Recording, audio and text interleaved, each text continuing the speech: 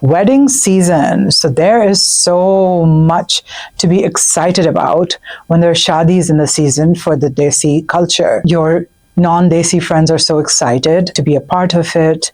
There is lots of discussions and fun stuff in the planning and the organizing and what and how and who and all that good stuff. It comes with its own set of pressure and it comes with its own set of challenges. This episode is focused on some good behaviors that we can exercise as we're experiencing this beautiful, joyous time. So the kids, the youth, the young generation can actually have a great time. So this one is me talking about wedding pressures that youth, Desi youth, bicultural youth experiences when a dear one, family friend is getting married. Welcome to Dil Ki Recipes on your favorite social media platform. Hi, I'm Dr. Sheeza Mohsin, executive coach, relationship expert, and your coach in this virtual space to support you and your Desi family in America. If you identify as being a person of color, a minority, and having some form of bicultural identity, a major goal of putting this information out is to help you realize you're not alone in this journey. If you identify as a Desi with cultural roots in Pakistan, India, Bangladesh, and surrounding areas, trying to meet your life and relationship needs and desires while embracing some beautiful elements of your cultural heritage, Dil Ki Recipes is for you. If you don't identify as a Desi, but have a warm, loving, human being kind of disposition, and you want to better yourself, I think you'll find some good stuff in here as well. So let's go on with the show. Now, before I begin, I definitely want to acknowledge the pressure for the hosting family as well. When your daughter or son is getting married, there's a lot of pressure that the Desi culture has. Their expectations, whether it's who's invited, who isn't, what standard of wedding you want to have. What standard of wedding is probably a better idea than the one that you are pressured to organize, who to involve in what way. Lots of hearts broken, lots of sensitivities, lots of relatives, friends, family making it about themselves, this passive competition. So while there's lots of good stuff happening in these spaces, it's a lot of pressure as well. So I just want to validate and acknowledge for the groom or bride's mom and dad, lots of positive energy your way. Remember to breathe. Remember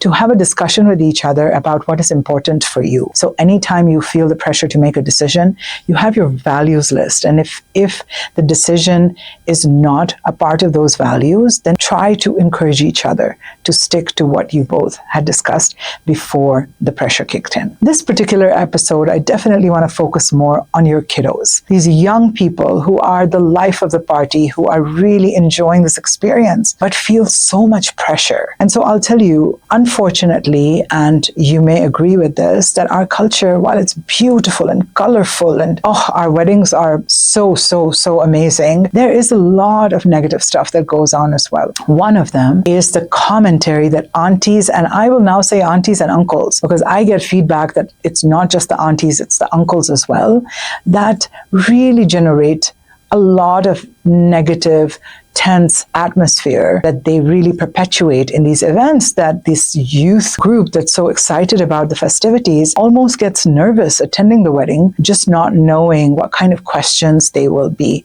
asked by the aunties and uncles around. So I want to talk about what are some of the do's and don'ts, and this is for you aunties and uncles who are really the guides, the people who are more wise, that I would love for you to hold yourself accountable to as you're interacting with youngsters at a wedding. The first thing I want to talk about is what is called comparison culture. Depending on how close you feel to this young person, just talking to them about uski shadi ho gayi, ab tum bhi koi dhond lo, all of these comments that are putting pressure on them to find a partner, to marry on time, especially if it's a girl, and there's a biological clock ticking, is a lot of pressure. So this poor girl or poor guy is really anxious about attending the wedding just in anticipation of the comments and the questions that are going to be asked by random uncles and aunties, and showing that as coming from a place of concern, whereas a lot of times it's just curiosity, a lot of times it's deflection. So aunties and uncles, I'm an auntie myself, so I will definitely include myself in that, to not really go in that space. If it is a girl who's fantastic, who's the bride, then the comparison happens with all the girls who are attending the wedding. If it's a boy who is exceptionally talented, then the remaining boys are feeling the pressure of not finding the girl or not having someone towards as a potential mate. So please make sure that what you're doing is just complimenting them, building them up, noticing how gorgeous they look, how wonderful they look. We have the power to make these kids feel great about themselves. They already have complex lives, given they have to balance the bicultural identity they have. I would encourage you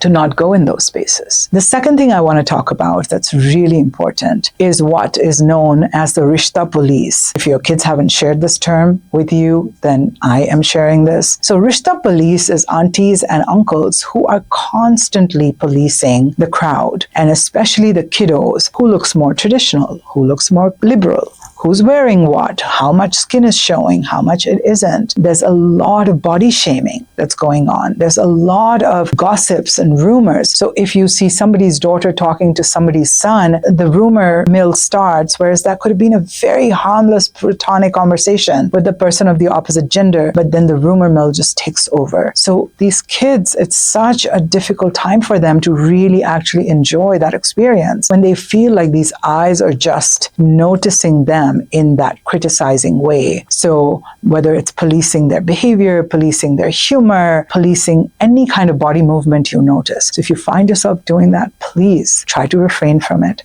Try to give these kids some space, some benefit of the doubt, and in fact, compliment them so they feel good and they don't feel any level of pressure, so they can actually enjoy the experience of that celebration.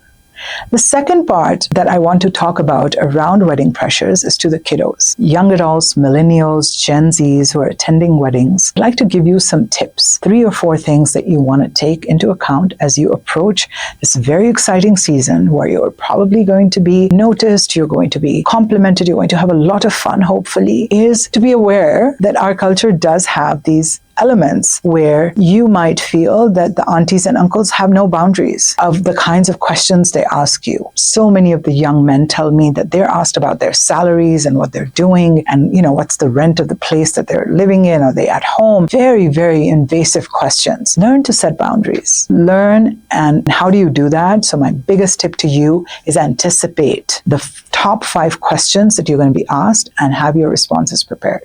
This will really ease your anxiety about approaching an auntie or uncle. You will know how to deflect. You will know how to take the beeline and get away from that space, and know that not answering a question that an auntie or uncle is asking is not being disrespectful. Because a lot of times not being obedient in our culture equates disrespect. So please know that if you're an adult, or even if you're a young adult in high school, you have privacy, and it's okay to say, that's a very good question. Auntie, uncle, I'm going to go get myself some kulfi or some dessert, and just walk away. You don't have to answer the question. The second tip I want to give you is to use humor. If you're one of those smart alecky kids, have your confident, sarcastic response. Call the auntie or uncle out in humor, in a respectful way. To say, aha, you're the Rishta Police, aren't you? Or, auntie, will I have to pay you commission in when they try to match you or they try to suggest someone? Make sure you take it in light humor. It's okay to deflect, laugh about it, and move on. Remove yourself from the situation. On a little bit more serious note, make sure you have a support system. You have a cousin, a friend, a group, a tribe that you can vent with and say, oh my God, I can't believe that this person said this to me. So this way you're at least regulating your emotions a little bit and you can enjoy yourself. Because remember, even when you are attending or seeing this wedding happen at a distance through reels, through social media, you have to know that those are highlights. Nobody's going to tell you how many fights they're having behind the scene, how much pressure they were under. Everybody has to look fine and dandy and presentable, but the reality might be different. So, and cut yourself some slack. But if you find yourself to be emotionally fatigued, fatigued, if you find that you're feeling burnout, you're feeling very conscious and insecure, please get help. Talk to a professional. Make sure that you're taking care of yourself. I want you to know that it's pretty admirable when I see young adults that are thriving. You guys do such a better job of trying to assimilate in that wedding flavor, to please your parents, to actually have fun, to enjoy that element of your identity. But I also understand what you must be going through with that pressure. So make sure that you are being kind to yourself. Make sure that you do self-care. Make sure that you set those boundaries and prepare your responses so you can enjoy that season. Again, a reminder for the aunties and uncles, please do not criticize, do not body shame, do not be the Rishta police. And hopefully everybody can have an enjoyable, wonderful wedding season. Please remember to keep listening and watching as part of your weekly self-care and learning ritual. You know there are lots of commonalities in our lives, relationships, in our joys and struggles. And my hope is that this material will help you expand your perspective, give you some clarity on how to think about things, and ultimately make you feel better and sorted about your life and relationships. Hope you have a fulfilling and wholesome day.